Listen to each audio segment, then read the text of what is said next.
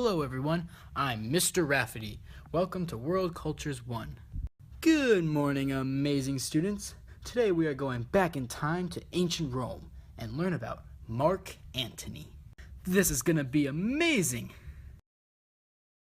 The Roman politician and general Mark Antony, 83 to 30 BC, was an ally of Julius Caesar and the main rival of his successor Octavian. With those two men, he was integral to Rome's transition from a republic to an empire. He was also famous for his romantic and political alliance with the Egyptian queen Cleopatra. Marcus Antonius was born in Rome in 83 BC. After a largely misspent youth of drinking, gambling, and having affairs, he went to Gaul in 54 BC to join his mother's cousin Julius Caesar as a staff officer. In 49 BC, he was elected a tribune and served as a loyal defender of Caesar against his rivals in the Senate. During Caesar's first year-long dictatorship, Antony was his second in command. By 48 BC, he was in Greece, supporting Caesar's left wing at the Battle of Pharsalus. Antony became Caesar's co-consul in 44 BC. After Caesar's death, Antony fled Rome dressed as a slave but soon returned to protect his friend's legacy. Antony was reluctant to hand his old friend's legacy over to a 17-year-old, and in 43 BC their armies first clashed. But Octavian decided to ally with him, and with Lepidus they formed the Second Triumvirate, splitting Rome's provinces between them. Within a year, Antony defeated Caesar's assassins Brutus and Antonius at Philippi.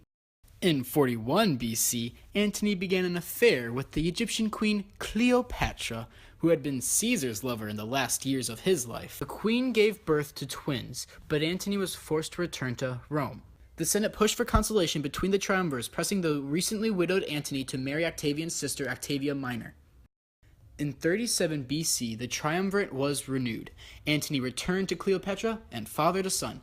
They became more public in their relationship and paraded their three children and Cleopatra's son by Julius Caesar in costumes as legitimate royal heirs, flaunting Rome's law's refusal to acknowledge marriage with outsiders. In 32 BC, Antony divorced Octavia. In retaliation, Octavian declared war, not on Antony, but on Cleopatra. Antony had superior numbers, but fell time again to the brilliant naval attacks of Octavian's general Agrippa. After their combined forces were defeated at Actium, Antony and Cleopatra's remaining ships made a desperate flight back to Egypt.